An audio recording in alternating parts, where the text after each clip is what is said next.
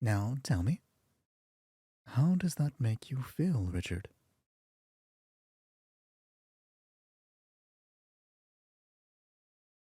Like I'm not being seen. Like I'm not being heard.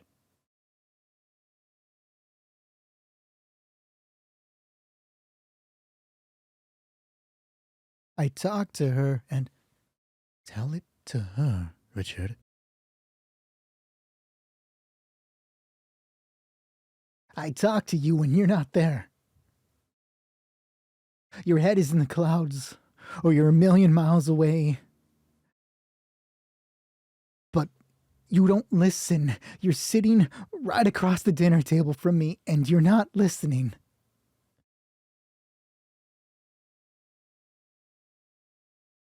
Are you not listening, Susanna?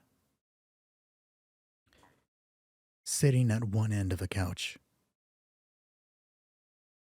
a tall blonde woman eyes her husband. He sits 3 couch cushions from her. He's balding. It's only getting worse throughout the years. And at one point, Susanna thought she could deal with it.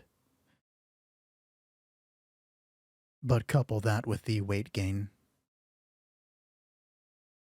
the lack of ambition, and she can barely stand to look at him now.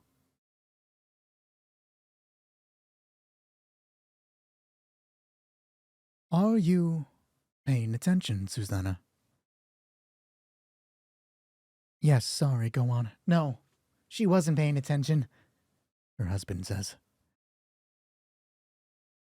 You're distracted. You're always distracted. When I want you, when Elizabeth wants you, when... Calm down, Richard. Give Susanna a chance to respond.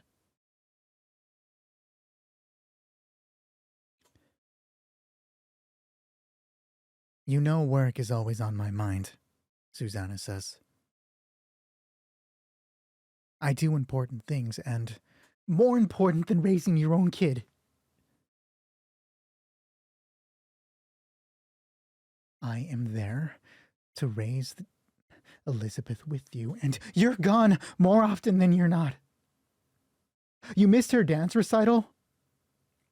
You missed her painting lessons, and who is paying for those painting lessons? Richard, Susanna, please. We're not here to blame anyone. Yet all he does is blame me for not being there. Enough, Richard, please.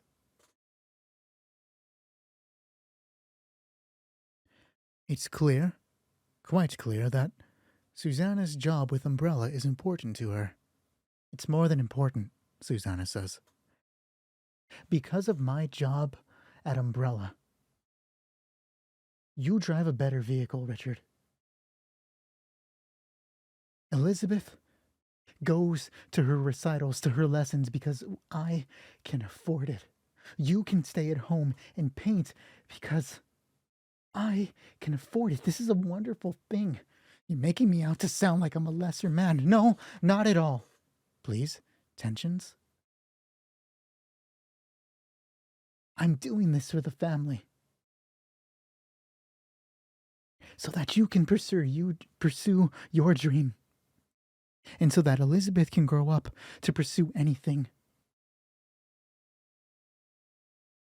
I want to give her the life I never could.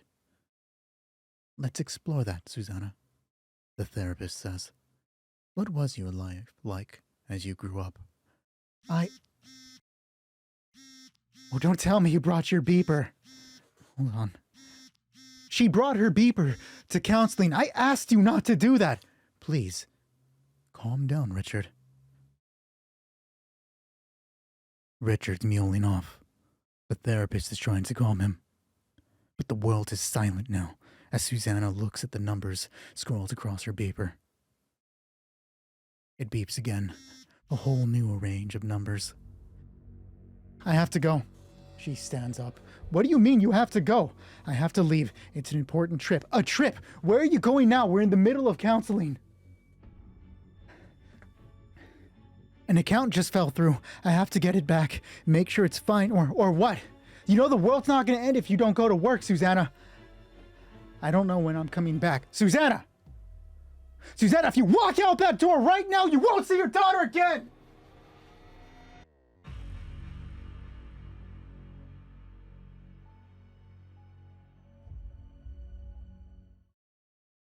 Sierra Crown to command. We have eyes on the rendezvous point. Acknowledged, Sierra Crown. Secure payload.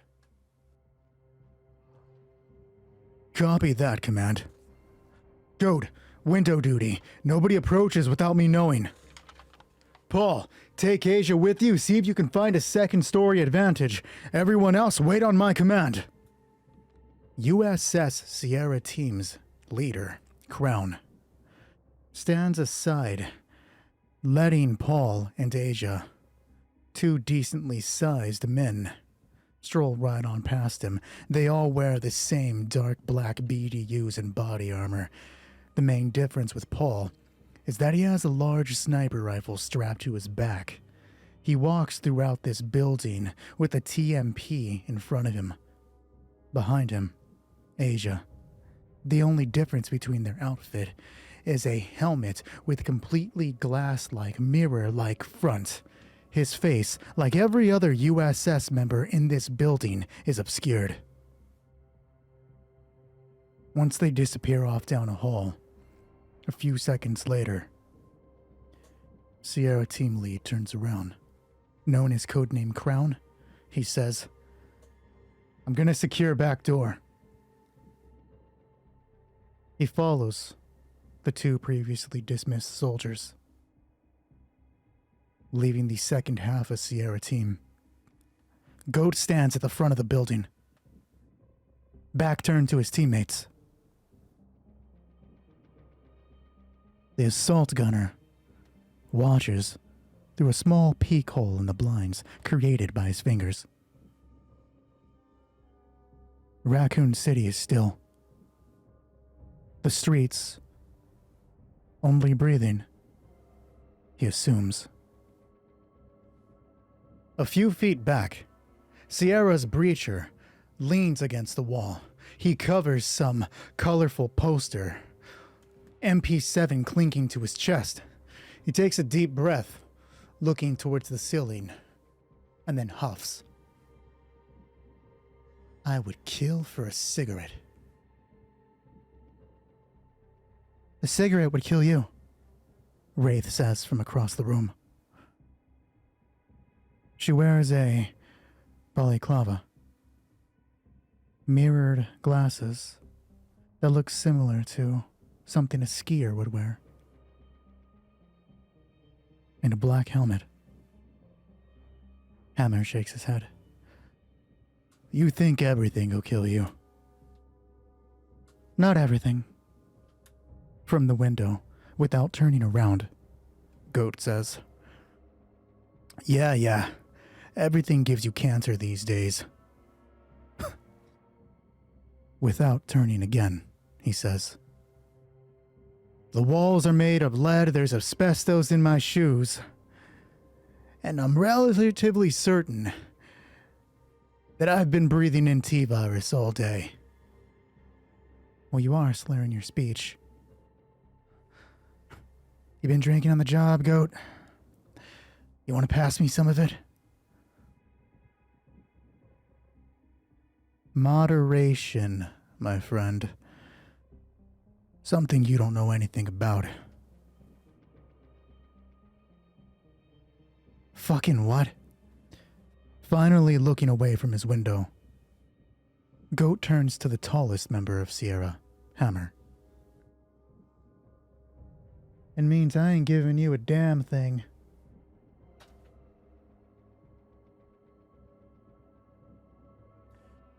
It may not be important, but I want to know what kind of building they're in. At the very least, we can use it to fill in environmental details so it's not just the room, the wall, something blank. For that, we're going to turn to 100 Urban Places of Business. It is a PDF by Fishwife Games. I love those guys. And it simply has 100 urban places of business. Let's see what's inside. D100 on the book. That's a D20. I clicked the wrong button. There we go. D100. 54. They are in a head shop. That's actually kind of funny. Oh man, if I'd have rolled and known that at the beginning, I could have made a reference when he's like, in moderation and all that, smoke weed and all that stuff. MP7 fell from my hands and just flipped my boogie board. You couldn't see it, but I'm sure you heard it. Oh, that's hilarious though. Okay, yeah, let's just go ahead and reference that. I'm sure this place has something better than whatever weak-ass shit you got inside that canteen. Bourbon isn't weak. Right. Hammer pushes off the wall, approaching the counter that Wraith is leaning on. He ignores the cash register and squats down to look at the assortment of glass pipes beneath the counter. Tell me about it, Wraith. Is this large green one a bubbler?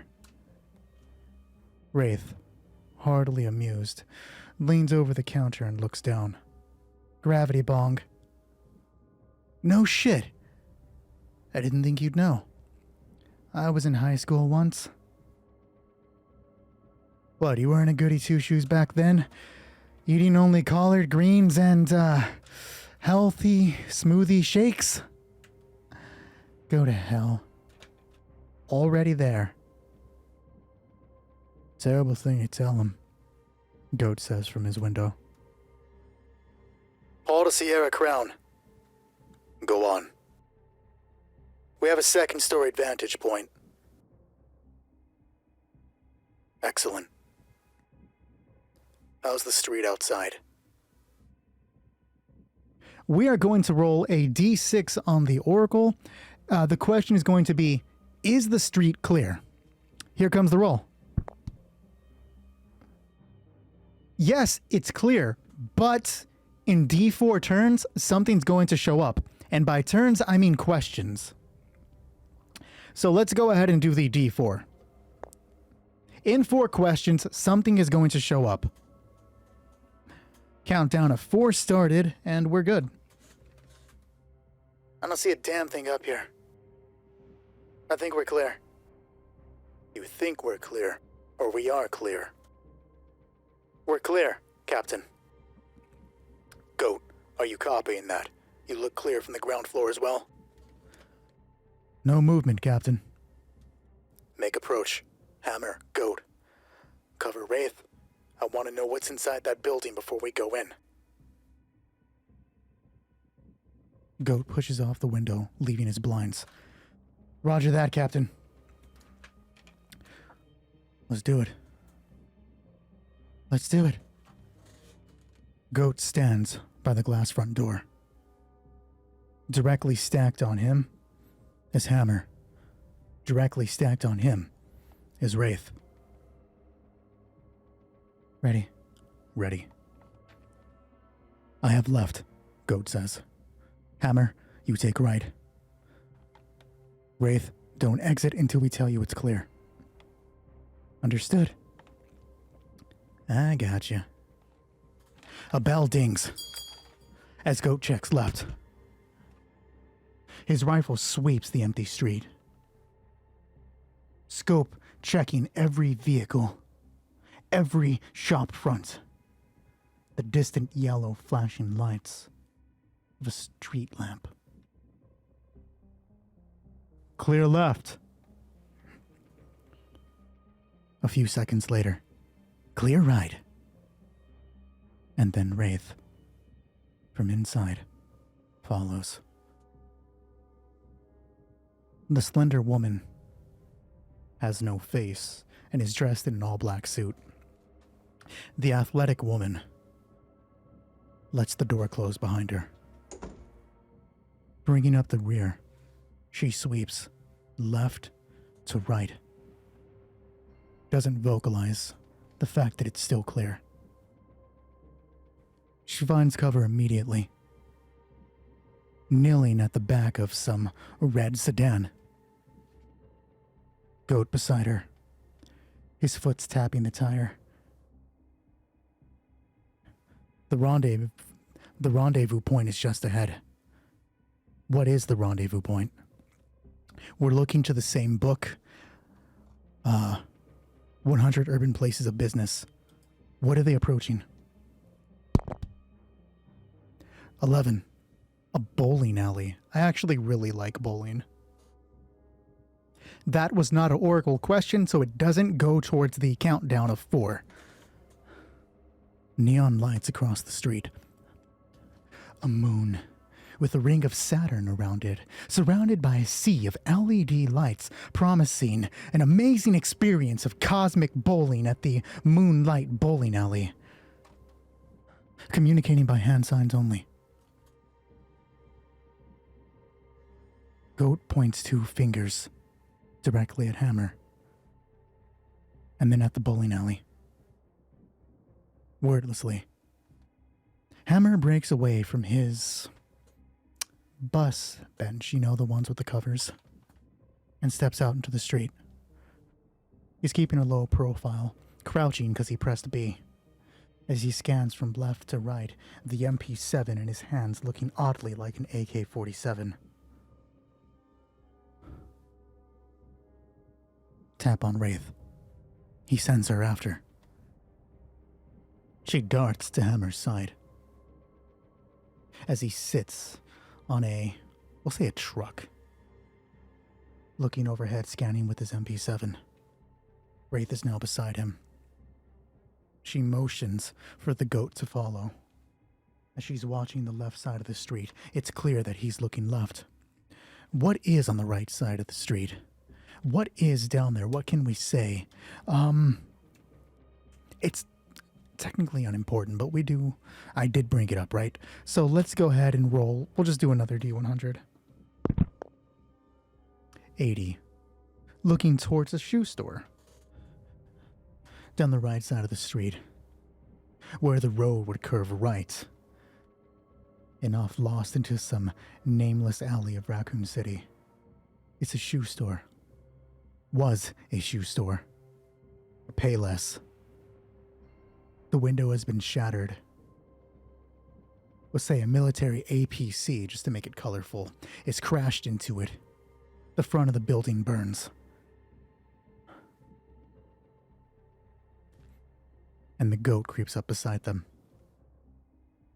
He asks, "Are we clear?" Hammer is watching the bowling alley's parking lot. Various colored lights of the LED give... what? Is the parking lot clear? This is D6 on the Oracle. I'm actually going to make it 2d6, that roll doesn't count, and lean it towards no, or yes, that it's clear. Simply because, from the second story vantage, Paul would have seen something through his rifle if he has an Overwatch on them, right? So we take the higher number here because of what I just said. Sometimes I'm not very descriptive or clear in what I mean to say, and I repeat myself over and over, and here comes the roll. 4. Yes, it's clear, but there are signs of a struggle. Just corpses. How many you see? We'll do a D10, right? Sounds nice and easy. D10 plus 2 because I said corpses, indicating that there's more than one. There are 8, 9, 10, 11 corpses. I count 11. Undead? Are they undead? Leaving it neutral. Yes, a few undead, and they're not getting back up. Headshots. He knows they're gone. So no crimson heads. Some of them are, Hunter says. Double tapped. Whoever was here knew their shit. Maybe we're too late. Have a little faith, would you, goat? I have more faith than you, buddy. Okay. Make approach together. We see anything, call it out. Goat to Paul. Are we still clear? Still clear. We're making approach, Sierra Crown. Copy that.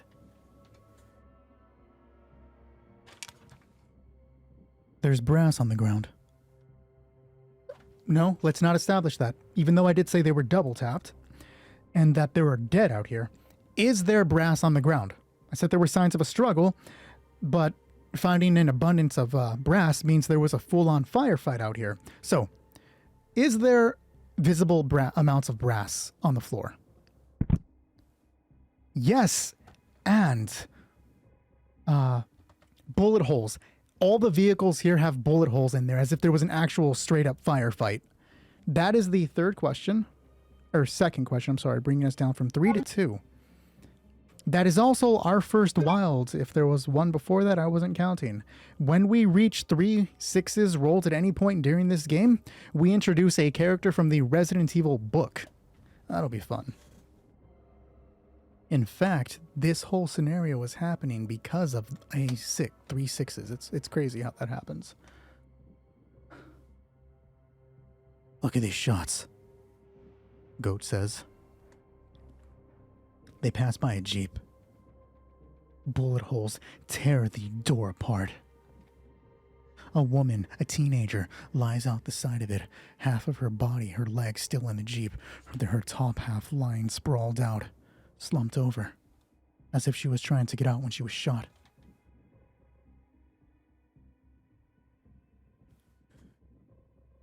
Jesus Christ, she didn't stand a chance. Watch your fucking mouth. Sorry. Assault rifles. Spray patterns, Wraith says. There's no way the military wasn't already here. Then why the fuck were they lighting up civilians?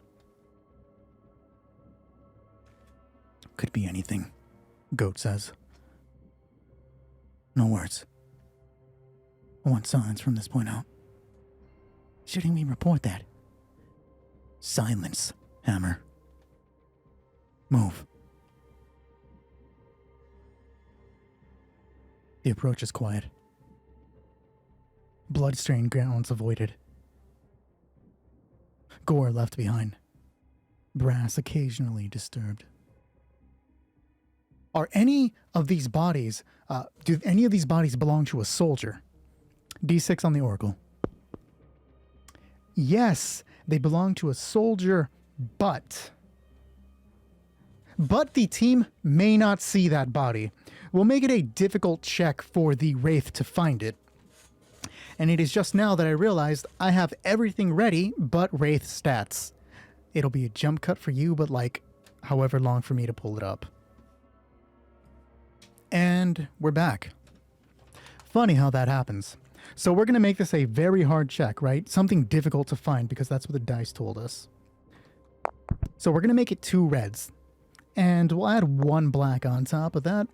This is going to be against Wraith's Perception, which is yellow, yellow, green. That's actually kind of equal, right? I mean, we'll add a purple. It'll just make it slightly more negative, right? Barely tip the dice against her.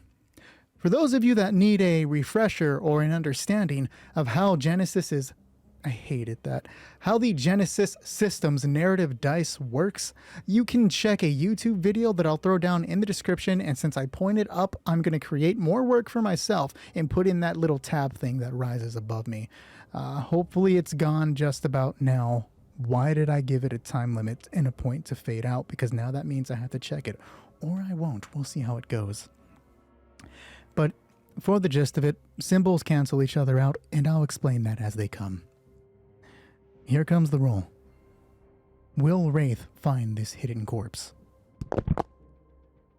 Failure of 5, threat of 1, success of 3, advantage 2. Now, 5 failures are canceled out by 3 successes, leaving us with a total of 2 failures. No matter what, this roll is gone. It has an advantage of 1 because 1 threat cancels out 1 advantage. So we are looking at failure 2, advantage 1. Nothing too negative, nothing too wild. We're going to say that no, she doesn't see it.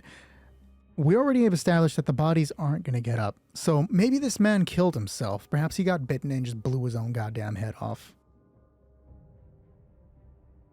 They don't see the soldier's corpse.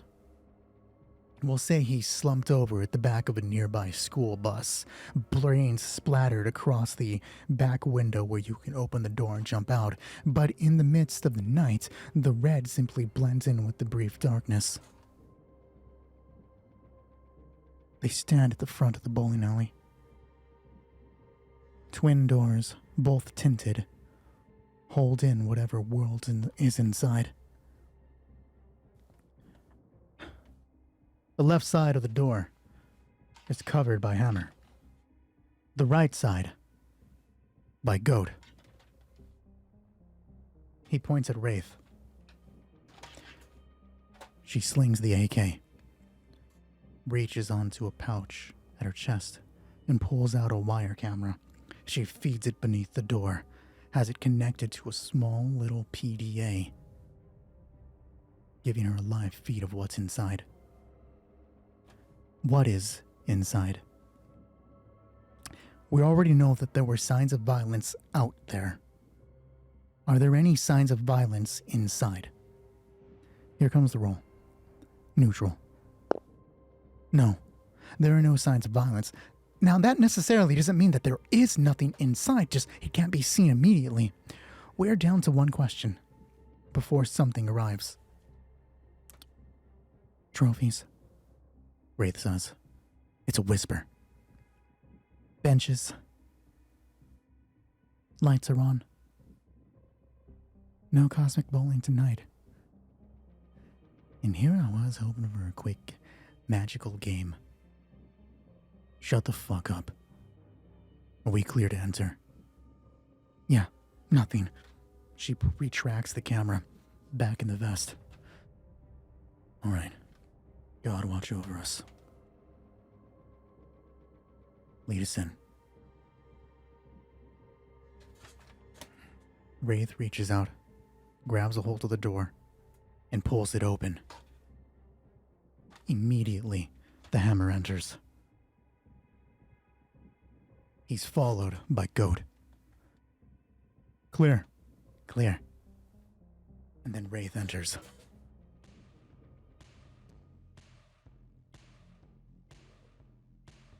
Bench in front of her. It splits this wide hallway at the other end of a building. Bowling lanes. Trophies line the wall in glass cases. Plaques beneath them. The occasional picture of some unknown bowler. The song overhead holds this alley from silence.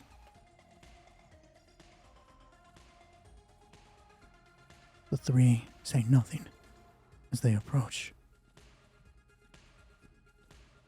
Front desk to the right. A room behind it marked security. Goat points in that direction. Choking up on his weapon, Hammer follows the wordless order. Wraith glances behind her as the two make their approach. Still seeing nothing. No movement. Nothing follows through the twin doors. The lanes remain still. Game over screens on the televisions, waiting above the ball return. Security door reached. Locked. Wraith. She makes her approach. The two turn and cover, weapons sweeping the lanes. As Wraith bucks out her lockpicks to get inside. This is going to be a skullduggery check. This probably, even though it's a security room in a bowling alley, it's probably nothing much. So we're just going to throw out one purple. This skullduggery is yellow, yellow, green. Here comes the roll.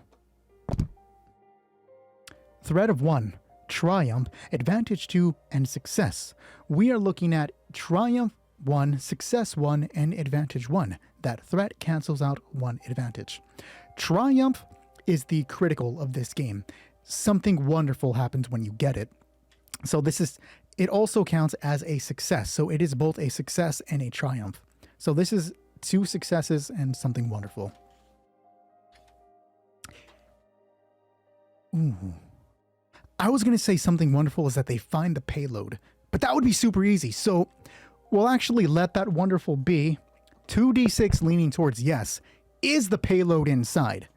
Here comes the roll. Double 6s. I am called a fucking idiot for even asking that. Yes, he is inside there. And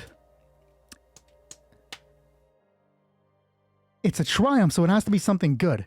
And he is alone. We'll say that. Yes, he is in there, and he is alone. That is the final question. Something is going to arrive. Technically, that is the third 6, but it's only going to count as 1 because, or as 1 6, not 2, because we only accept the 1. We ignore, we take the higher one. If they're the same thing, we're just going to take them. So no, that only counts as 1 6. Something is going to arrive, but before we find out what that something is the payload injured? No, the payload is fine. So what are we going to say arrives outside? The clearest, and I do say the thing that we think of first is what we go with. So the first thing that I was thinking of right now, soldiers are clearly fucking dead. The payload is inside here. Our backup U.S. soldiers about to arrive. And again, I think that's really likely based on the situation. Here comes the roll. That is our third 6. So not only do the soldiers arrive, it's an and. Yes, soldiers arrive and they're well armed. We're going to make it interesting. But something wild happens. Oh, man. I should have said yes, and they get the jump on the backup at the other place, the other half of the team. That would have been cool. Immediately wipe half the squad or throw in a sick firefight. Oh, man. Let me get this gun out of my hands. Okay, so now we're going to roll a d6. Even is a human, and odd is a creature. So d6, what shows up? Creature. A creature shows up. Resident Evil Trinity takes place on a floating timeline, so creatures that weren't present for the destruction of Raccoon City can show up right now, and it can be wild. Some things may not make sense, like what the hell is Neptune from Resident Evil 1 going to be doing here? Maybe we'll figure it out, maybe we'll re-roll. It's such a small example, but it's just, obviously that wasn't here. So first we need to find out what type of monster is going to show up, from something little to something major, something big. I will not tell you the percentages just to keep an air of mystery. D100 to find out what is showing up. A minion, a small monster, nothing crazy. So this will be easy for the soldiers, and for our soldiers. What is it? 49. It's just a zombie. So, how many zombies are going to show up? This is like the most boring wild I've had throughout the entire time. But we go with it. We'll do, okay, I'm going to roll a d4. 1 is 4, 2 is 6, 3 is 8, and then 4 will be 10, right? So what shows up? 3, a d8 amount. 1, 2, 3. How many zombies? 6 zombies. Where is the pen to my boogie board? There it is. It blended in with my phone. Okay, before we go on, I'm just going to ask on the Oracle. Are the zombies already inside the bowling alley? Neutral. No, they're not inside, but they're going to break their way inside. My guess is that if there's a firefight between the soldiers and the U.S.S. guys, the zombies are going to be attracted. That's how we'll make the entrance known. If there is no firefight, we're going to have to drop them in because we already said they would arrive. We'll figure it out as we get there. Piece of cake, Wraith says with a smile obscured by her balaclava. She backs away. Oh, I know how to make the zombies approach. Hammer, open. And as he goes to open it, several shots break through the door. We'll say they're from a pistol. Light caliber, 9mm, obviously. But we need to see if they're actually going to hit Hammer, right? Because it was just random-ass shots. We are not going to roll it. Well, we should roll. We should roll for that. We are going to make this a hard difficulty, right?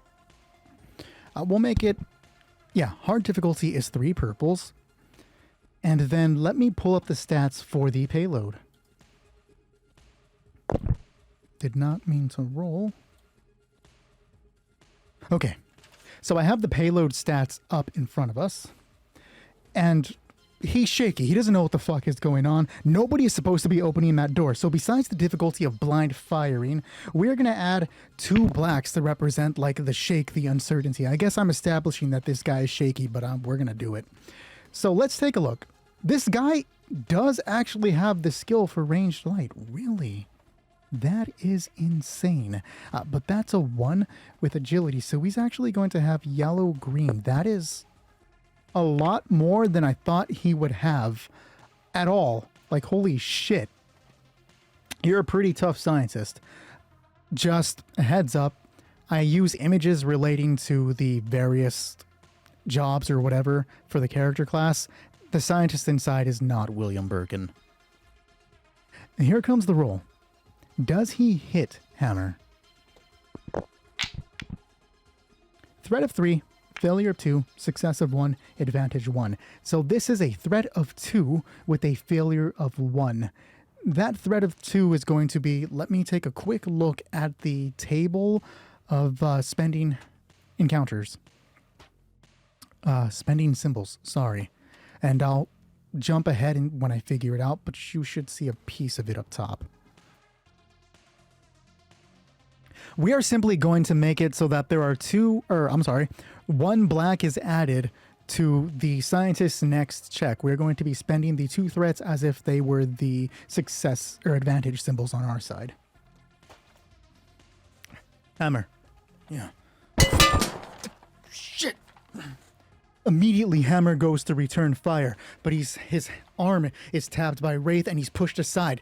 The MP7 kicks off in his hand, spraying the walls.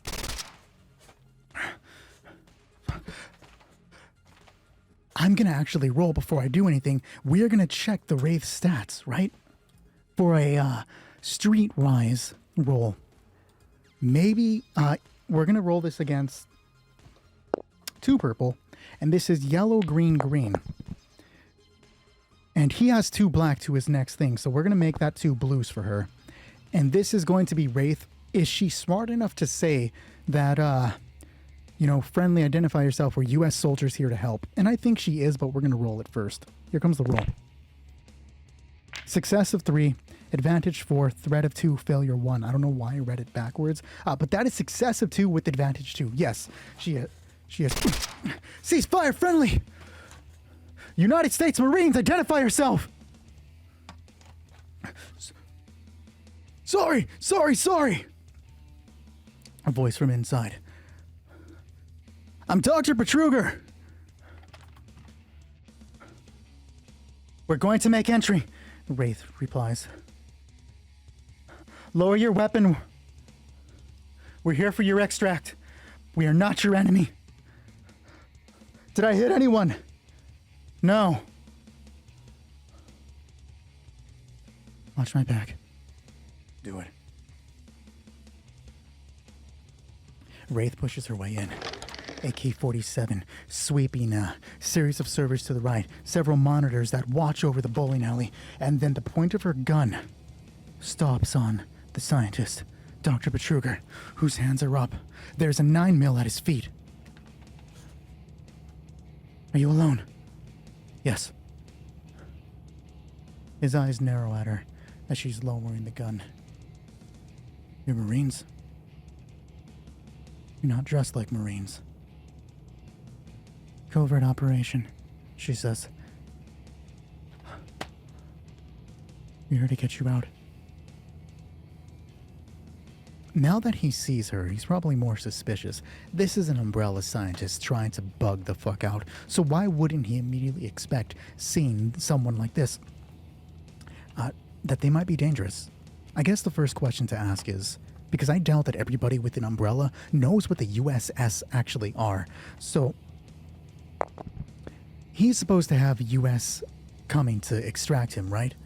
Obviously he knows some secrets. He probably knows that the U.S.S. are a thing, but I want to establish that first before we go forward. So 2d6s leaning towards yes. We are doing that a lot today. But does Dr. Betruger know about the U.S.S.? That thing went flying. Did you see that? 2 5s. Yes, I'm a fucking idiot for asking. I'm sorry, but we don't leave anything to... Well, we leave everything to chance, I should say. So yes, he knows about the U.S.S. There's no doubt in his mind. And he's gonna immediately question who the fuck this bitch is, right? She's dressed in all black. He knows that's how the U.S.S. operates. Killing me isn't going to change anything, the balding doctor says. His hands are still up. He looks down at the 9mm. Don't do it, son. I'm dead either way. We don't have orders to kill you. You think Umbrella won't? Wraith, cuff him. Bring him outside already. Ooh. Video cameras. Does she see the zombies approach? They were alerted by the shots, obviously. But does she see that on the video cameras to her right? The surveillance. Let's make that a check. Yeah, let's make that a check. We'll make that... 2 purple sounds fair, right? We'll add in a black because it's probably in her periphery. She's focused on the scientist in front of her. This is going to be a perception. Yellow, green, green. Here comes the roll. Failure 3. Threat of 2. Advantage 3. Success of 2. This is failure 1 with advantage 1. No, she doesn't see it. She's not going to be aware of it. The advantage of 1 will just make it say that they're going to see when the zombies approach. It's not going to be like a Walking Dead stealth zombie. Ooh. Ooh, ooh, ooh, ooh. We'll just make this an oracle question, though. Does the doctor see it on the screen? Ooh, that would be fun to actually say he does. He's not going to say anything. He's going to try to use it to his advantage. So I'm going to make it a fucking following a trend here. We're going to make it lean towards yes, because that sounds interesting as shit. Does he see the zombies on the screen? Why do the dice fly today? Yes, he does. And he's not going to say anything. He's going to use that to his advantage. That is our first 6. We have something else showing up here. We already know it's popping up. But we're going to make it interrupt whatever scene is happening. So D4 events till they finally pop up and interrupt the scene. One thing. So the U.S.S. are going to be popped up. I guess we need to establish, are they going to be coming from the front or from the back? Pause. So to clarify that question, is their approach capable? Let me phrase that properly because that sounds awkward as I go to say it. Is Paul capable? Is there an opportunity for Paul to see the approach of the U.S. soldiers? We'll leave it neutral. Here comes the roll. I said, here comes the roll. 1. No. And they're coming in from the back. They are, it's going to catch these people off guard. We're going to say they come in when the zombies arrive. No, they can't be seen, and they're coming in from the back. Let's not extend it. Yeah, we already have an answer. Kick the handgun towards me. Now. I'd rather you shoot me. His eyes flick to the screen. She doesn't follow. Maybe she thinks it's a trick. I will shoot you, Wraith says as she steps closer. I don't want to. What they're planning is fucked up. I don't care. She approaches. I feel like the doctor's smarter than to do anything, so he doesn't. Wraith places her left foot on the handgun and slides it back behind her. Perhaps it slides underneath one of the... we'll ask that on the Oracle. Does it slide beneath the servers? Yes, so he can't reach it. The weapon slides away, out of reach of anybody. Turn around. Please. Turn around, please. That's not what I meant. I know. He turns. Hammer, cover me! And the hammer walks in. MP7 up. Hey, ya, Doc. How you doing?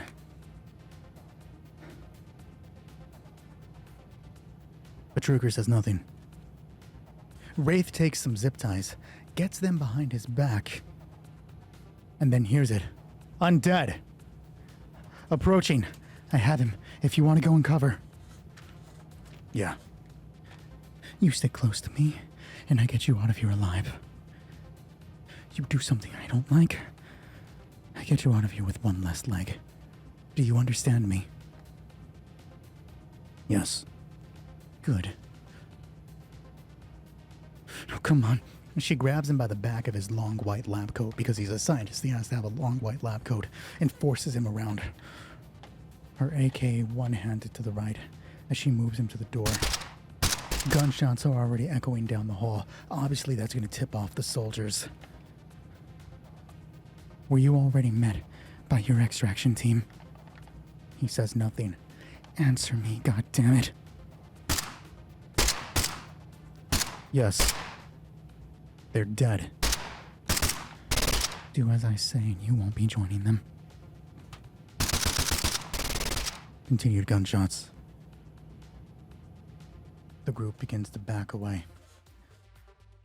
Right towards the twin front doors to the street. Now I figure soldiers are smart enough to just reveal themselves and start firing, right? Especially, actually, I don't know how they would know that they have Betruger, but if they hear the gunshots, they immediately have to have some understanding. Trying to make Umbrella slightly more high-tech, so the soldiers aren't going to have, like, little wired cameras and stuff. At least I don't think stuff like that existed in the 1990s, right? Wrong? I don't really know. But what they do have, right? They actually do shit like this in Saving Private Ryan, right? So we'll say that they attach a mirror with gum at the edge of a knife, and they stick it out at the end of the hallway down the lanes. The U.S.S. guys probably focused on the zombies that they're shooting. So with the mirror, they can see what's happening. I think that's what makes most sense to happen. But what we're going to ask, we'll leave it neutral. Does the person doing this see that Betruger is being extracted? And we'll leave it neutral. Here comes the roll. No. They don't see that. They just see the zombies being fired upon. They see the soldiers in all black. Were they briefed? And I'm going to say likely, because Betruger knows about U.S.S. He's reaching out to be extracted. Why wouldn't he tell the soldiers about the U.S.S.? So, were these soldiers informed about the U.S.S.? I'm going to be surprised if it's a no, but maybe communication was fast. You know, we'll think of an excuse if we get there. Here comes the roll. Yes, they were told about the U.S.S. So the soldiers at the other end know exactly what's happening, except they don't see Betruger. They just see the soldiers withdrawing. And they're not going to fire. They don't want to give away their position immediately. The element of surprise is like one of the best things you can have in a situation like this, besides information. Wraith pushes Betruger against the wall and then hits her walkie. Sierra Crown. Payload obtained. I need to know if the streets are clear. We're encountering undead within. Are the streets still clear? We'll leave that neutral. Yes, they're clear, but only immediately. There is something off in the distance that could be a threat. It's not guaranteed to be a threat. The response doesn't come from the Crown. It comes from Paul. At this particular moment, Wraith, you are clear. But we do have a group of redcoats off down to the west. Can I make my approach with payload, or would it be dangerous? Are they... Before I reply... Ah, shit. Humanoid or monster? Even human, odd monster. Even humanoid, odd monster. No, because he could see. He has a sniper rifle, so he would be able to see. Even human, odd monster. Odd monster. Some sort of creature. He would know what it is. We're going to make it a minion level monster. Actually, we can go up to rival. So even minion, odd rival. Odd rival. A harder level monster. D100. 74. A megabyte. Hell yeah. That's the giant... what are they? I can picture it in my head. What's the name of the monster? Is it a gnat?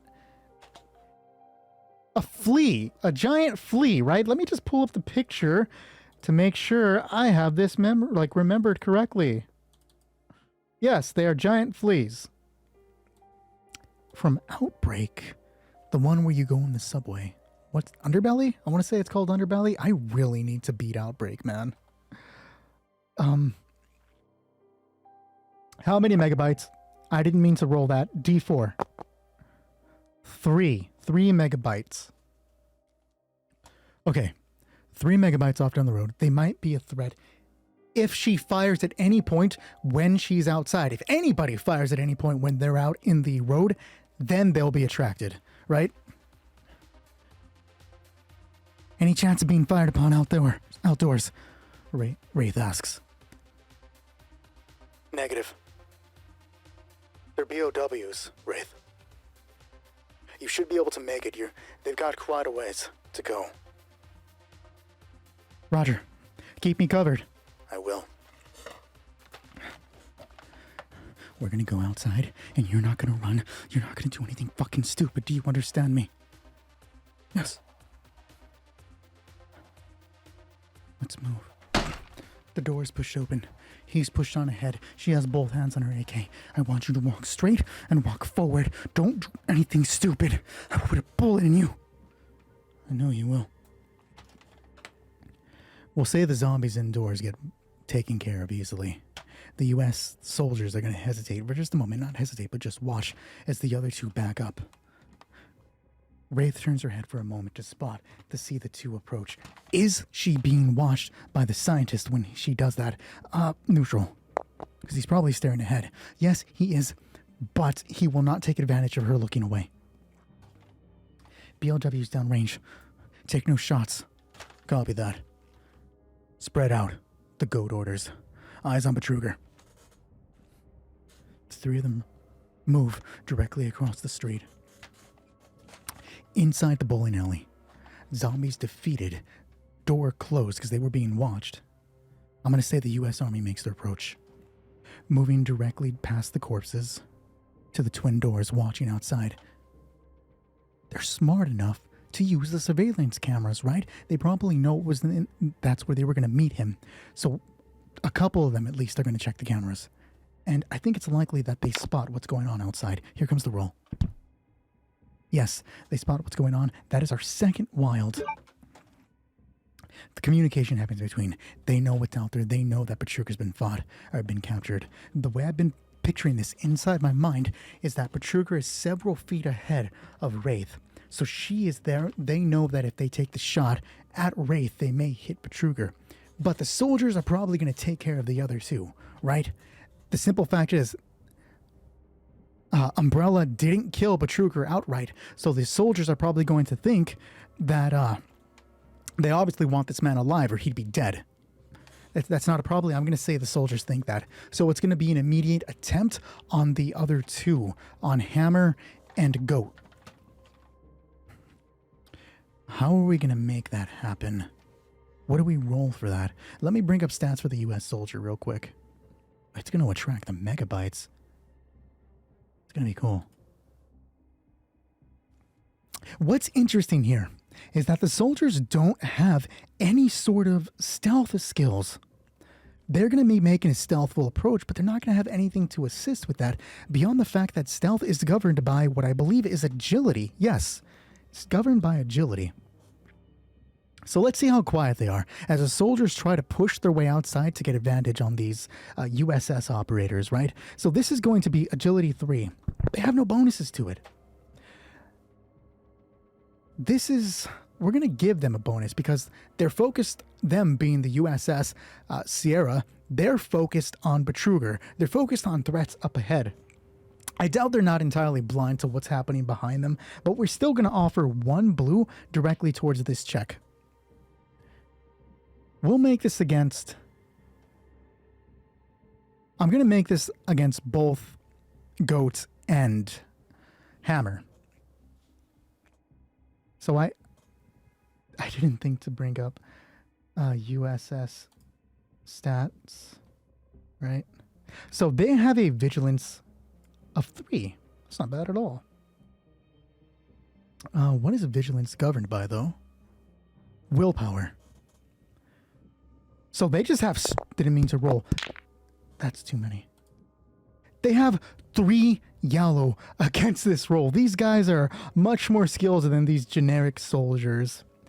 This roll isn't as balanced as I thought it was going to be. So we are actually going to upgrade one of those greens to be a yellow. It is at this point that I realized that those yellows should actually be 3 reds. I didn't mean to roll you. Okay.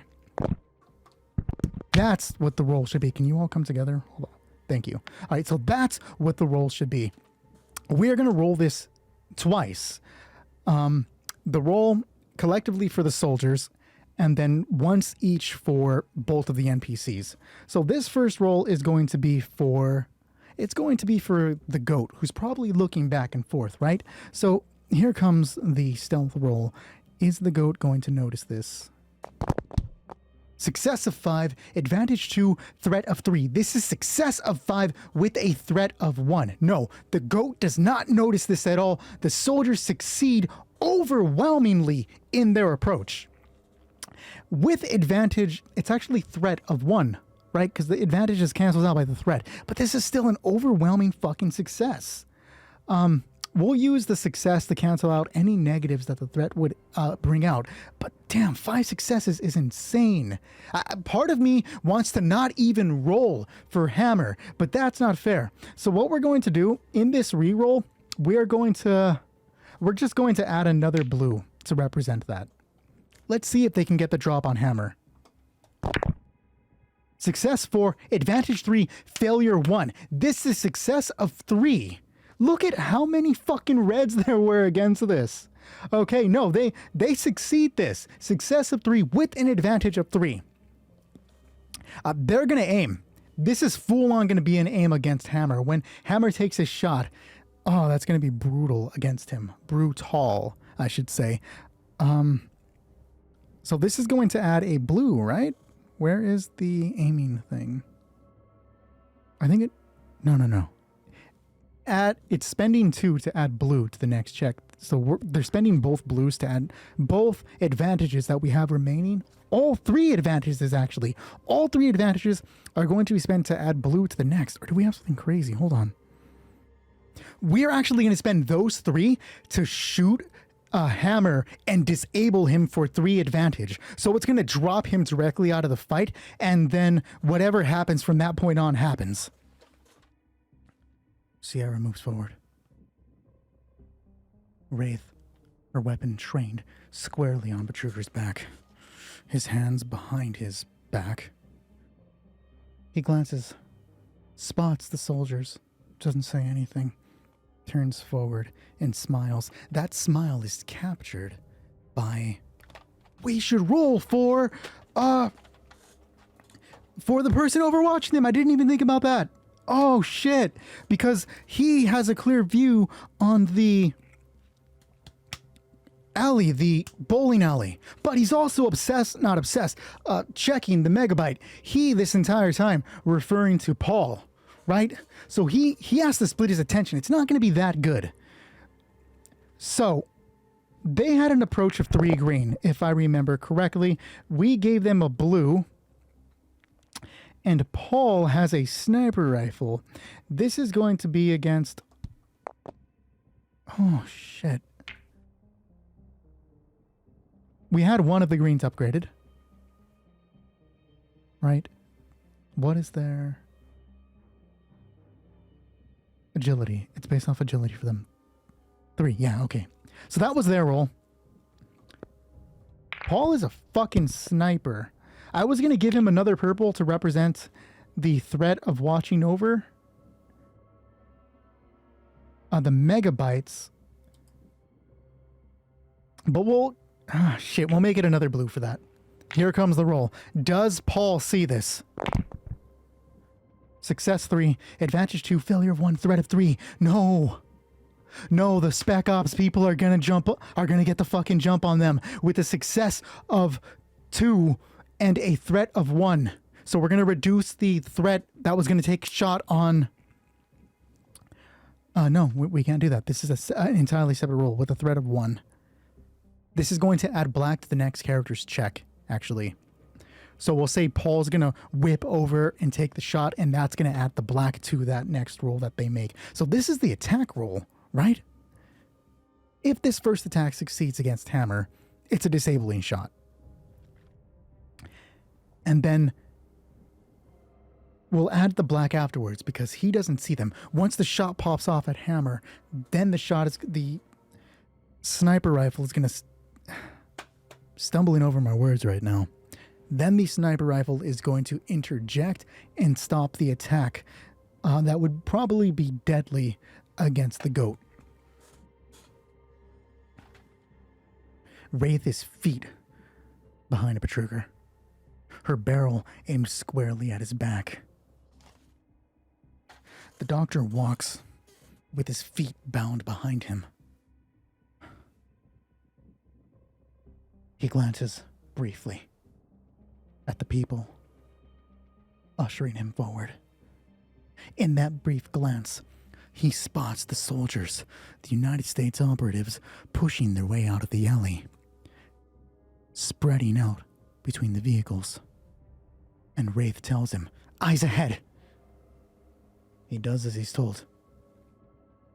Betruger looks to the approaching head shop, unaware of the man above, watching with the rifle. That scope catches Betruger's half-smile, the shit-eating smirk, as he knows he's about to be rescued. But instead of swinging the scope to keep overwatch at the alley, Paul turns towards the megabytes, the large fleas dining on some corpse, off to the west. The scene on the street is not being watched over by Asia. The medical doctor of the team is on the opposite side, watching a rear alleyway for approach. There is no visual of the soldiers getting ready to take their shots. The 6 operators spread out. 3 guns trained on Hammer. 3 guns trained on Goat. Once the Spec Ops, once the U.S.S. Sierra team makes it to the street where it's clearer than the parking lot of the bowling alley, there is no hesitation. 6 guns kick out. Soldiers fire off with the assault rifle. This is ranged heavy of 1, really?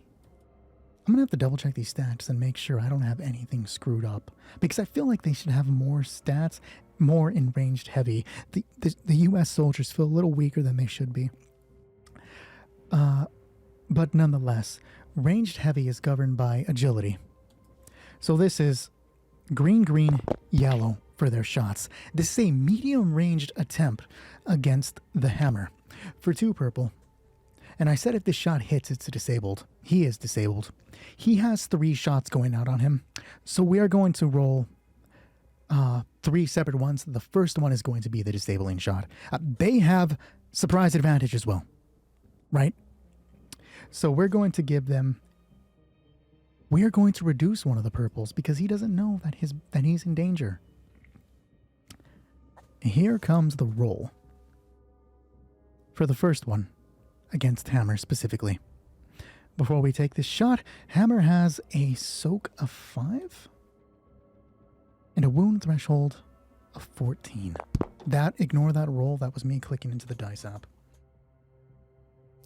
Those statistics, health statistics, are going to be the same thing for the goat.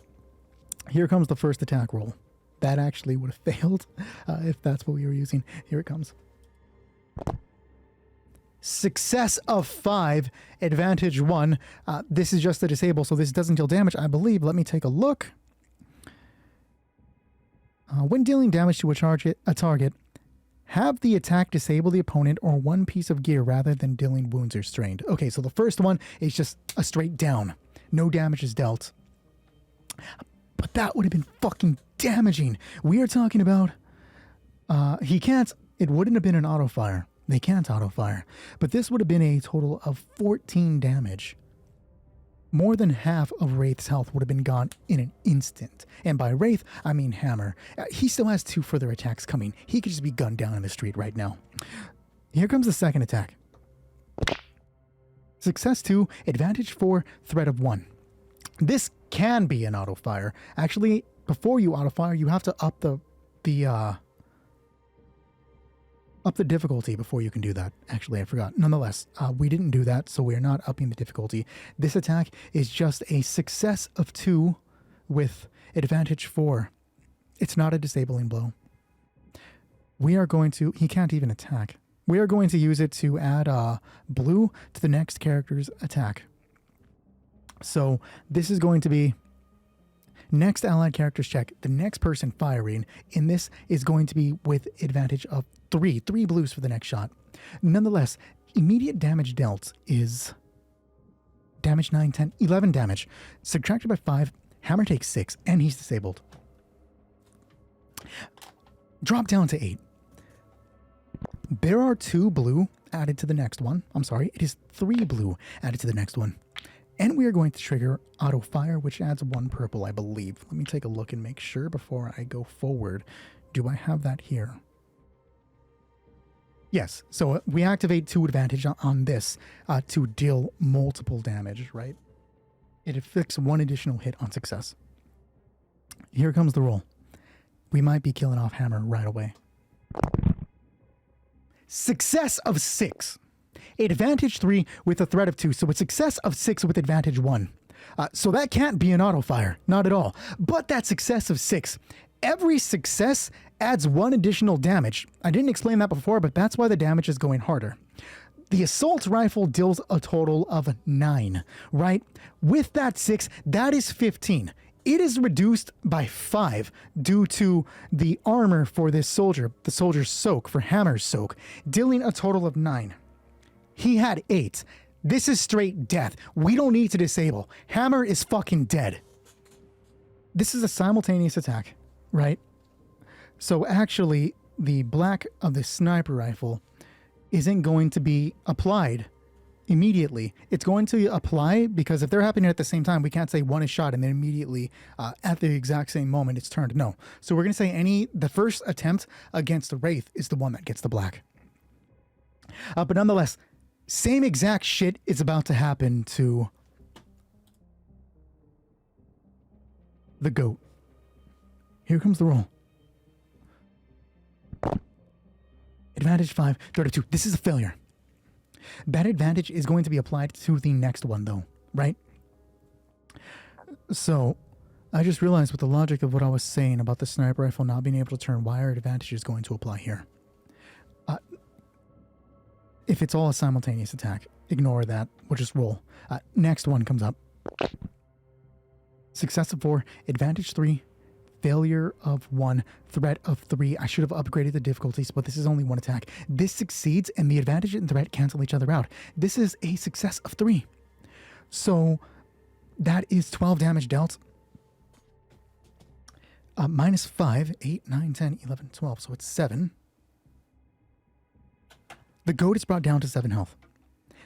I should not have fucking cleared that. What was that?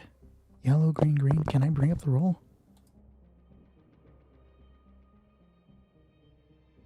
Yes, I can.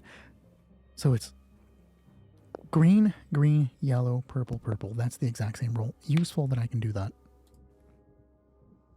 Here comes the next roll. We're going to add 1 purple to it, upgrading the difficulty for an auto fire. We probably don't need it, but the soldiers would. Here comes the roll. Success 2, failure 2, threat of 2. No, he's not dead. He is not killed. Okay. So he's going to succeed. Fuck, was that 2 or 3? I'm pretty sure that was 3. Yes, because the second one missed. The first one dealt mad damage. And then this one also misses. So everything is canceled out with a threat of 2. Now that threat of 2 is going to be added onto the return attack from the goat. He's going to get 2 blue to his attack. His immediate retaliation. So this is going to be... Where are his statistics? This is going to be... He had an assault rifle. It was hammer with the MP7. This is going to be agility of... Why can't I read it? Agility of 4. Oh my god, he has 4 yellows. He gets 2 blues. And he's firing on one of the soldiers who are also at purple difficulty range. He just took major fucking damage though. So we're going to upgrade one of these to red. Here comes the retaliation shot from the goat. Success of 6, advantage 3, failure 1. This is a success of 5 with an advantage of 3. We are not going to disable. We're going for a kill shot, right? So he has an assault rifle. It's the same damage. 9 plus 6, he deals 15 damage. So 15 damage is dealt to one of the soldiers who has soak of 4. 11 damage gets through, and they only have 12 health. One soldier is brought down to 1 health from a single shot of the goat. That's why he's the goat. Keep walking. Center of the street. Above. Paul turns away. The soldiers are in position. And they all pop up from their points. I gotta say, Hammer, this is going pretty smooth. He jerks forward, blood spraying the car in front of him, his brains landing in the hood of on the hood of a truck as he spins back, his hand tightening on the grip of his MP7 as he fires out, spraying brick, wall, glass, and he hits the ground. Multiple shots kick into his body as he's dropping. The goat reacts immediately by getting shot. One into the back, the others miss around him. That first shot pushes him down, and he turns, dropping immediately to the ground, drop-shotting piece of shit, and just starts firing back. It's an automatic spray, an automatic kick, and he catches one right through, not the head because that would be a kill shot, right through the chest. The blow is mostly disabling as the soldier falls back. Whoa, dead! He shouts out. Betruger, up ahead, breaks into a sprint. But I'm going to say that Wraith is more concerned with finding cover. She immediately drops down to her right as Betruger runs, and then over her comms, "The hell is going on out there?" the captain shouts out. Wraith is behind a vehicle, hearing the shots out. It's immediately quiet now after that burst, as everybody else is falling into cover. "Warning, warning, warning! The British are coming!" Immediately, Paul shouts that over the microphone. Can Wraith keep her cool? This is going to be cool check. We haven't done one of those at all. This is fucking wild. We're going to make it against... we're going to make 1 red for the person screaming in her ear, 1 red for her commander screaming in her ear, 1 red for the shots going off, and then, no, but she's a heavily trained soldier, right? So make it 1 red, 2 purples for what is happening. She is going to roll that against cool of yellow, yellow, green. Here comes the roll. Is she going to be aware of the megabytes? Can she keep her cool to be aware of the megabytes? Threat of 4, triumph of 2, advantages of 1. This is a threat of 3, triumph of 2. Threats cannot be canceled by a triumph, but 2 fucking triumphs are amazing. Okay, how are we going to spend that? 1 triumph is going to immediately go towards the megabytes. 1 triumph is going to go towards Dr. Betruger as he runs. She is going to be aware of both. The threat, we're going to say the threat of 3 is that she's not going to be aware of the soldiers. She doesn't know where the shots came from. It echoed across the parking lots, the building, like every fucking direction. But she's there against the vehicle. As it's gone quiet, the echoes of the gunshots are gone. The people are still screaming. She takes a deep breath. She spots Betruger darting off towards the left, the burning APC in the distance, but he jumps into a building or an alley. We'll say an alley. An alley has quicker access. Jumps into a nearby alley, and she swaps over and glances towards the megabyte. They are coming her direction, but they're giant blood, right? They're attracted to the blood. They're not going to be coming towards her. They're going to be going towards the shots because she was smart enough to just drop.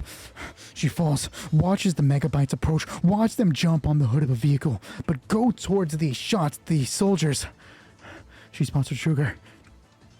Momentary radio silence. I'm going after Betruger, she says. Stealth away. Can she get away from this battle? Yellow, yellow. Green, green. The soldiers are probably concerned with what's immediately the threat. The shots back, the sniper above who hasn't taken a shot yet, right? And then the megabytes they're approaching. I'm going to say that above,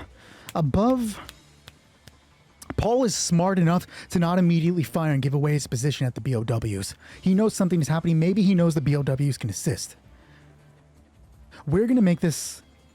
Shit, there are a fuck ton of soldiers here. So we're only going to make it against 2 of the soldiers that are going to be aware. We'll make it a D4. Hold on, we're going to roll a D4 real quick. Whatever it drops us, that's how many are going to be looking for Betruger and potentially see the Wraith. 3 soldiers. Let me erase that. 3 soldiers. Do they have anything that can help here? Vigilance. That's what we're going to roll it against. It is a vigilance of 3. Vigilance is willpower with a, right? Vigilance is willpower with a willpower of 3. They actually have 3 reds to deal with this. We are going to reduce, completely remove one of those reds because of how fucking chaotic it is right now. The megabytes approaching, the gunshots, the threats. So in that brief instance, they don't know exactly where to look. This is just going to be luck if they catch as she runs. First roll, can Wraith get away? Success of 4, advantage despair. Despair of 1. Fuck. Okay. This is from her attempt to get away from a soldier. Despair is immediately going to be saying yes. Even though she succeeded. Because she did succeed. Despair cannot remove that success. It is a success of 3 with advantage 2 and despair of 1. So she gets away from it. We're going to say that 1 at least sees that he goes after. He doesn't know where Wraith went. He just knows that she went after him. He briefly sees the flash of something moving, a humanoid shape moving in the direction. He doesn't actually see that Betruger left. He just sees the Wraith, so he thinks there's at least 1 more threat. Here comes the other 2. Advantage 3, success of 4, failure 4. She fails. She is spotted by 1 successfully. Advantages of 3, we're going to say a little more distance, a little more time before they can react. We're going to add 3 turns to whatever counter we use before they show up. And then here comes the next one. Success of 2, failure of 2 canceled out with advantage of another advantage of 3. So we're going to add at least 6. There's no way, I mean, even if they survive that. But yeah, so she's going to get away. They just aware if these people survive whatever's happening right now, then they have the 6th chance to get to Wraith. She darts, keeping low, crouching, not even paying attention to the shit to her left, because a brief glance told her that it was momentarily quiet and she took advantage of it. She darts to another vehicle and darts down the alley that Betruger had run down. And he is going. He is keeping out. Can he outrun the Wraith? He has an agility of 2. So this is 2 purple. Let me bring up his stats and see if he has any athletics. I don't even have any skills for this man. So no athletics. Ignore that roll. Athletics by her, Wraith, is yellow, yellow, green. We're going to give him 1 black to represent the fact that he already got a little ahead. Here comes the roll. Threat of 3, success of 2, advantage 2. So this is success with no advantage. It's just a clear success. She gets into the alley, nearly tripping over, we'll say, a discarded beer can. She slams against the brick wall, sees him running, raises her weapon, but then completely raises it, no longer aiming at him, and darts off after him. It's a quick run. No. Betruger keeps up, approaching a nearby door. The door ahead, we'll say it's locked because she's going to catch up to him, and she tries to shoulder bash into whatever door, whatever building this is, and meets only steel, and he falls down. Wraith gets above him. She hears gunshots kick off in the distance, men screaming. Command, I've caught up with Betruger. I'm wounded over here. A shot out by the goat. Ignore him. Crown says. We're moving out the back now. If they can't survive this firefight, they don't deserve to survive the war at all. Wraith, bring the man with you. We're going to meet up at the secondary rendezvous point. Roger, get up, asshole. You can shoot me, Betruger tells her. Oh, believe me, I want to. She lets the rifle dangle. Switches to the handgun as she rips the man, the aging, balding man, off the ground. Handgun on his back. When I tell you to move, you fucking move. Help me, please, fuck it, and for the love of God, help me. Over the microphone, the goat. And she pushes him on, continuing off down the alley, her weapon aimed. Is there anything else in this alley? D6 on the Oracle, neutral. Yes, and it's actually a wild. Yeah, that's our third wild. Even, human, odd creature. Human. Man, let this be some named NPC and just be a total fucking badass. Okay, D100, what's coming up? Minion, rival, or nemesis? 84? It is a nemesis. A named Resident Evil character is showing up. Fuck, how cool would it be if it was Hunk? Shit, okay. That's exciting. Who actually is it? Oh, there's the potential for Jill to show up. We've already seen Jill today, or in the episodes. Fuck, what if it's the wolf pack from Operation Raccoon City? That would be cool as shit. Here comes the roll. 25. It is Jill and Brad. Oh, fuck. Okay, shit. How do we... Let me take a drink and then we'll figure this out. Okay. When we last saw Jill, she had gotten the literal shit beaten out of her. Nemesis fucked up her day, straight up killed Redacted. I'm not going to say what happened there, but it was fucking brutal. So,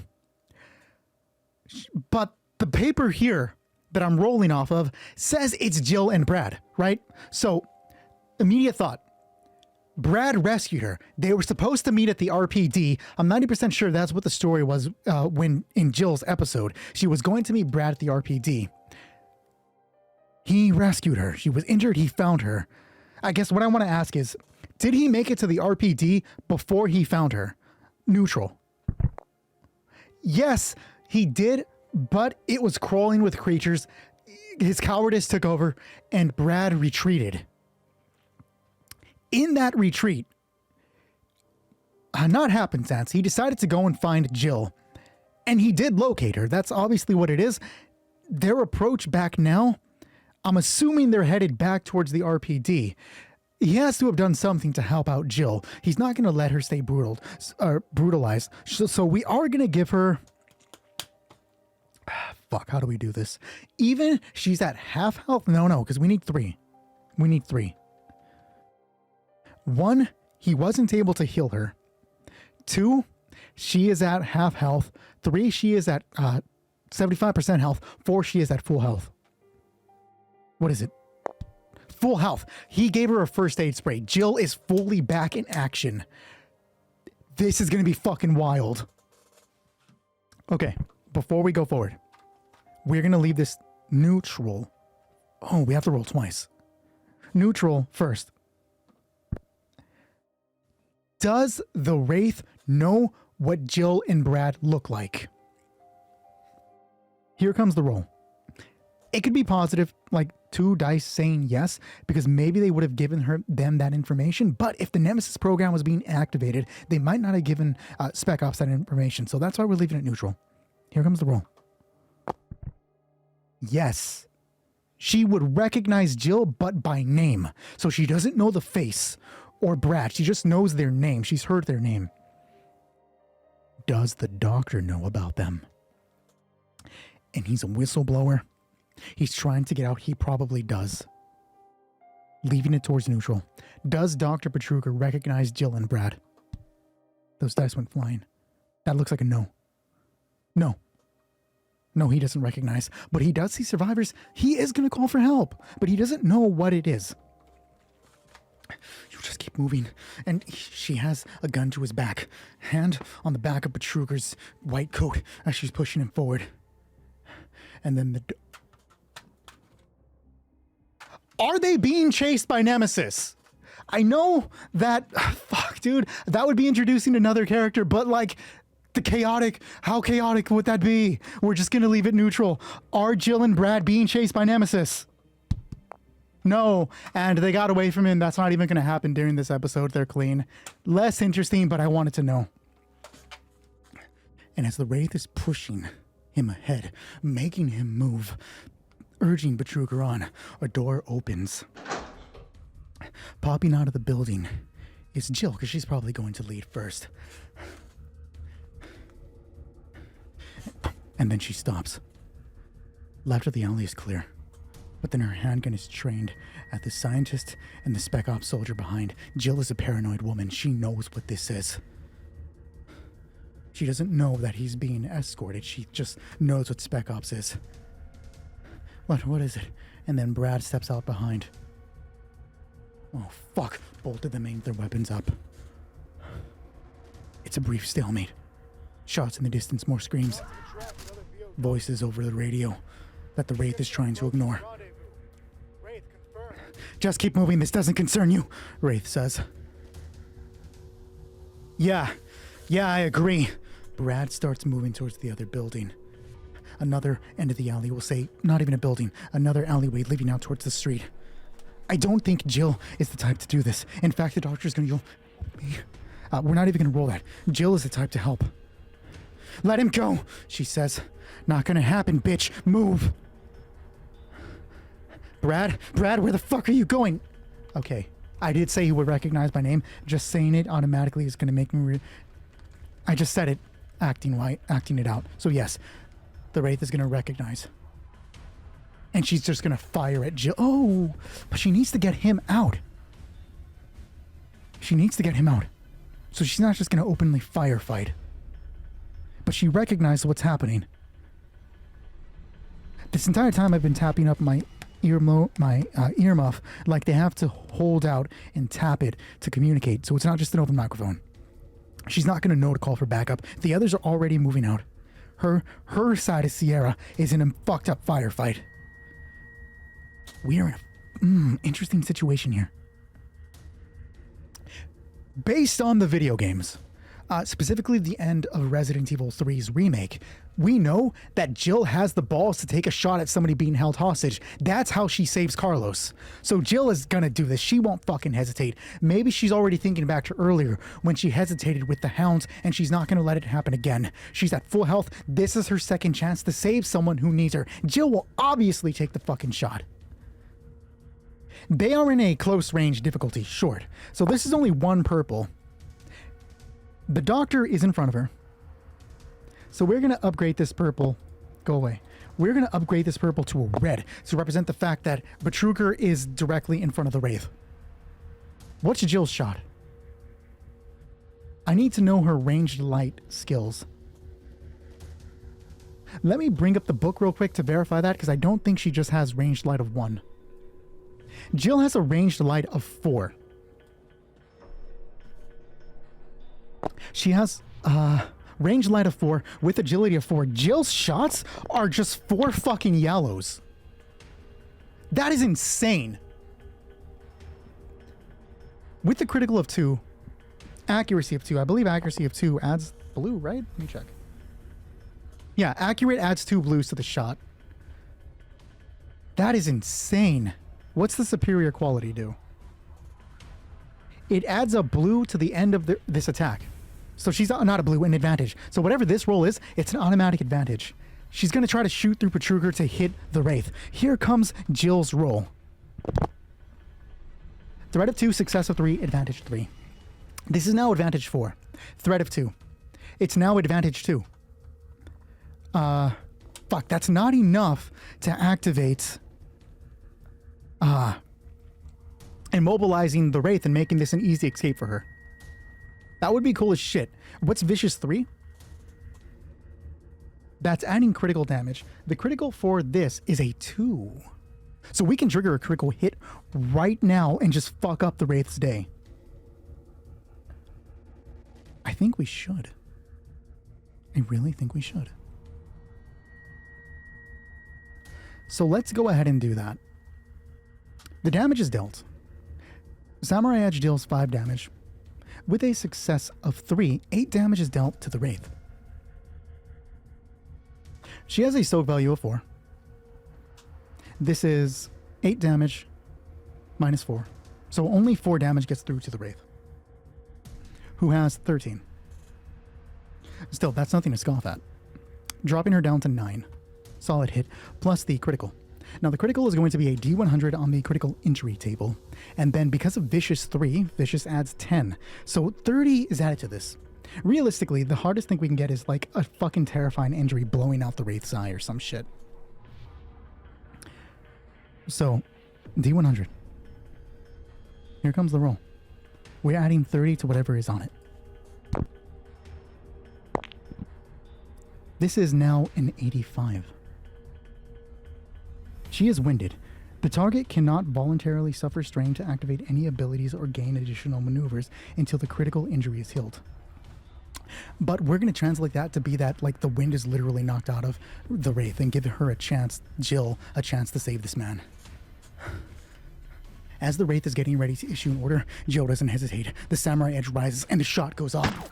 It nails the helmet and letting the Wraith, it nails the helmet, making the Wraith let go of Dr. Betruger, who drops to a knee. And as the Wraith takes a step back, Jill fires off 2 more shots. They nail the Wraith in the chest. She wears armor, but it's enough to break the wind out of her, to wound her, to scare her, not to scare her, but to wound her, to wind her. And she backs against the wall. And the Wraith raises her handgun. As Betruger is scrambling to his feet, Jill is motioning for him to run. And the Wraith is just going to fire off a few fucking blank shots.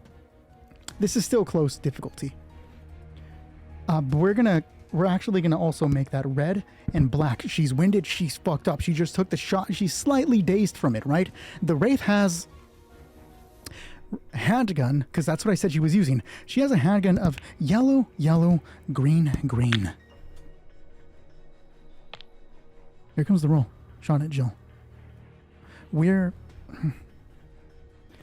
Yeah, just like that. Here comes the roll. Shot at Jill. Failure 3, success of 4, advantage 2. She succeeds by 1. Barely a success.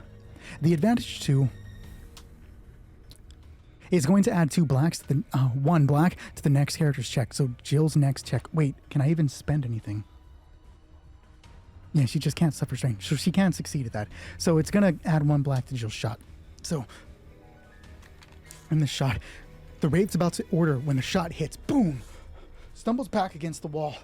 As she tries to breathe, struggling, it's just bang, bang, bang, bang. Random shots, and one of them slices Jill. Bullet slices. Skims Jill, who cries out as Betruger runs into the alley. Is chicken shit gonna try to back Jill up? Neutral. Here comes the roll. No, he's not, and he's already fucking gone. Ah! Jill shouts out, following Betruger into the building, whatever building it happens to be. I said I think it was an alley. So straight into the alleyway, whatever that alley happens to lead. The Wraith stands up, getting her breath back, raising a shaky handgun. She holsters it, grabbing the AK-47. She moves into the street. She's not going to let Betruger get away. Raises the AK-47 and fires out into the hall. apparently dropping the scope that I had and hitting me in the goddamn face. What are the rolls here? This is going to be a medium range shot. Upgrade the difficulty 1 because she's still wounded. She's still a little fucked up right now. This ranged heavy attack is 3 green. Green, green, green, green.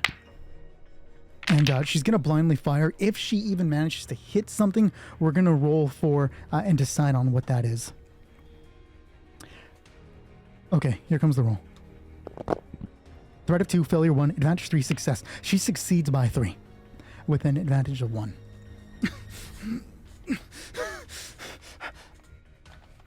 It should have been an auto fire. Whatever, it's only 1 shot. And the AK-47 rattles in her hand, spraying blindly into the alleyway. Even, or not even, sorry. One she hits nothing. 2, she hits Jill. 3, she hits Betruger. And 4, she hits Brad. 2, she hits Jill. Clean shot on Jill. This is a success of, 3. So this is success of 3 with assault rifle. 8, 9. This is 12 damage. What's Jill's soak? Jill's soak is a 2. 4, 10. I believe it was only 1 damage beforehand, right? Fuck. So 10 damage. Jill goes from 17 to 7. This one's clean.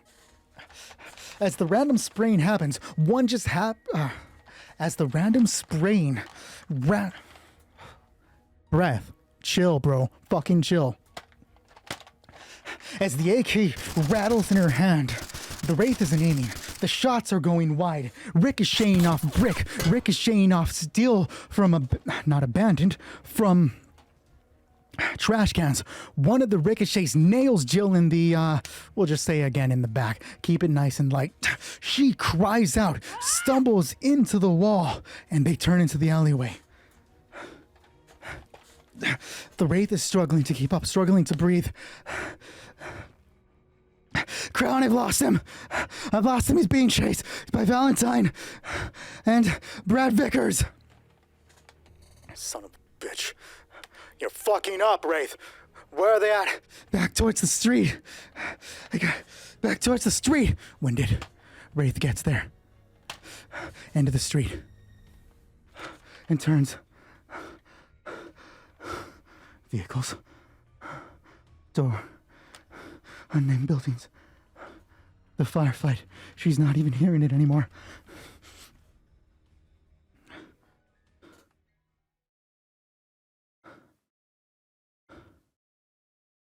It's gone quiet in the street.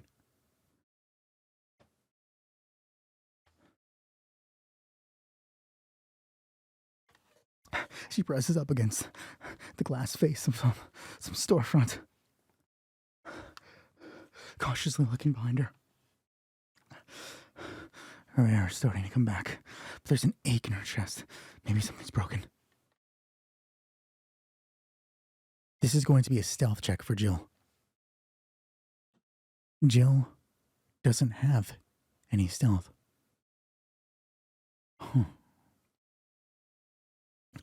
So, it's just going to be against her agility of 4.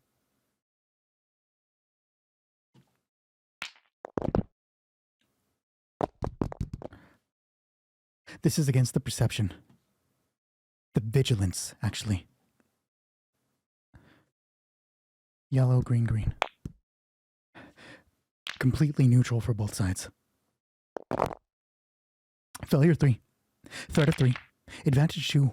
1 success. This is a failure of 2 with the threat of 1. We're going to use the 2 failures to give 1 advantage to Jill.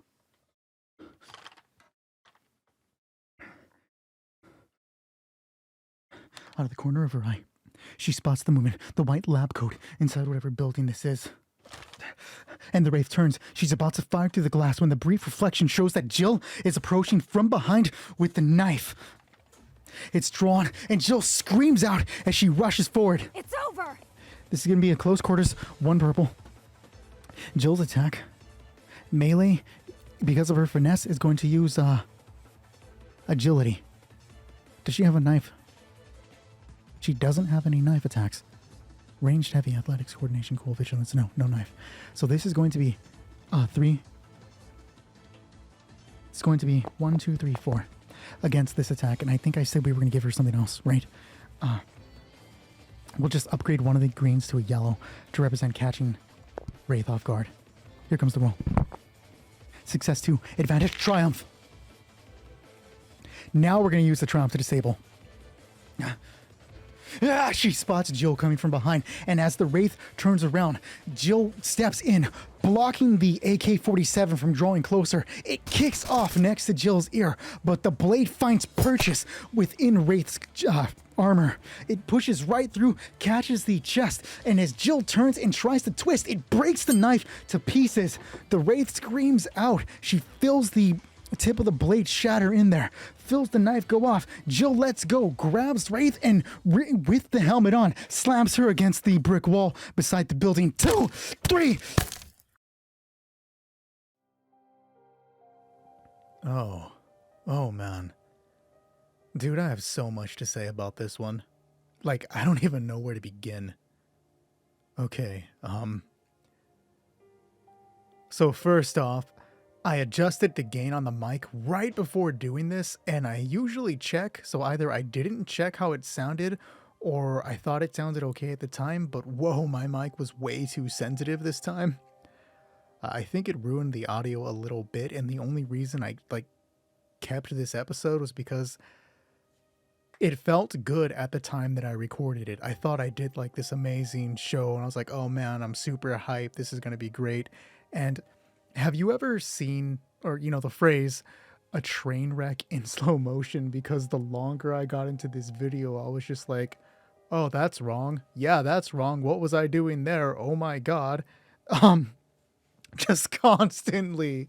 Oh man, this episode probably had the most mistakes I've ever made in any of my videos yet. But it looked like I was having fun. There were moments where I got super excited and I was into what I was doing, and it's just you might as well. I actually sat down to do that recording that day. I was like, okay, I'll do it for an hour. And then it was 2 hours of recording time. It just, a lot of it me stumbling over myself. Sometimes I left it in. Some rules I just got backwards. That was really bad. I assigned no damage to Jill the first time, and I guess the whole reason I thought it was 1 damage, when I went back and looked, it was literally the roll had succeeded by 1. When I was doing the perception checks for the U.S.S. versus the soldiers, when the soldiers are going to ambush, I didn't do a roll for goat, at all. I guess I totally forgot. And it's interesting. Coincidentally, this is the 3rd Trinity episode, I believe, where the protagonist loses at the end of the scene, or at the end of the episode, right? We had... Well, I don't want to give it away in case you haven't seen the other episodes, but necessarily, yeah, interesting. Fun Jill cameo. She got to come back and do some dirt, because last time she got dirt done to her. And I swear, sometimes I'm going through that Tomb Raider thing where it's oh, you have a female protagonist. If you want to make her seem cool, you have to fucking torture her. And that's all that's happening anytime Jill is on camera. It's fucking hilarious. This episode did not go the way I wanted it to go. I had plans. I had plans for Sheldon. I had, dice. The dice don't ever agree with you. I'm gonna see. I'm gonna see if I can still pull off what I'm trying to do, but you can never do it right with dice. I did it right once, actually.